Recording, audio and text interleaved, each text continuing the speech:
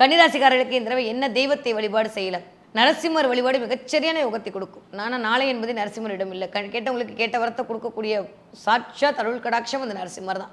நரசிம்மர் வழிபாடு மிகச்சரியான யோகத்தை கொடுக்கும். முடிஞ்சா புதன்கிழமை நரசிம்மருக்கு பானகம் வைத்து நைவேத்தியம் பண்ணுங்க. கொஞ்சம் நிறைய தண்ணி குடிங்க. ரொம்ப பிரச்சனை இருக்கவங்க நாகாபரணம் சொல்லி சிவனுக்கு இளநீர் கொடுத்து அபிஷேகத்தை கொடுத்துருவாங்க. அதுவே சரியா நிறைய சாய்பாபாவோட இயங்குது இந்த தடவை.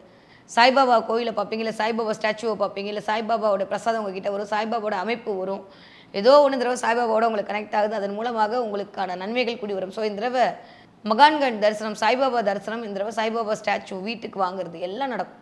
வாங்கினா எனக்கு கமெண்ட்டில் சொல்லுங்கள், சரியா? அதே மாதிரி முருகப்பெருமானுடைய அருளும் சூப்பராக இருக்குது கன்னிக்கு. ஏதோ ஒரு வேல் வாங்குறது, இல்லை முருகப்பெருமானுடைய சிலை வாங்குறது, இல்லை படம் வாங்குறது, ஏதோ ஒன்று இந்த தடவை உங்களோட கனெக்ட் ஆக போகுது. ஸோ கன்னி இந்த தடவை கலக்கங்கள் தீர்ப்பதற்கு அந்த கந்தக்கருள் மட்டும்தான் உங்களுக்கு அருள் பாவனை செய்ய காத்திருக்கிறார். ஓகே, இந்த தடவை கொஞ்சம் இதிலெல்லாம் கவனம்னு சொல்கிறீங்க, நாங்களும் பார்த்து தான் இருக்கோம். ஆனாலும் என்ன பண்ணுறதுன்னு தெரில மேம். ஏதோ ஒரு மாதிரியே இருக்குது. கொஞ்சம் பிரச்சனைலேருந்து வெளில வரணும். அதுக்கு என்ன தான் பண்ணலாம் அப்படின்னா, இந்த ஒரு எண்ணெய் பயன்படுத்துங்கள். கண்டிப்பாக பிரச்சனைலேருந்து வெளில இந்த மாதம் ஃபுல்லாக ஒன்றா நோட்டில் எழுதிக்கோங்க, இல்லை கையில் எழுதிக்கோங்க. இந்த எண்ணெய் பயன்படுத்தும் போது உங்களுக்கான சரியான தீர்வு உங்களை நோக்கி வரும். 1194 இந்த நம்பரை பயன்படுத்துங்க.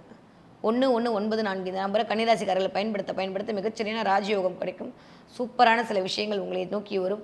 சக்ஸஸ் பண்ணுவீங்க, ஜெயிப்பீங்க.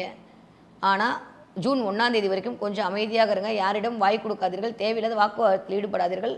இது மட்டும் பண்ணாமல் இருந்தாலே போதும். கன்னிக்கு மிகச்சரியான ராஜயோகம் இந்த வைகாசி மாதம் இனிதே வளர காத்திருக்கிறது.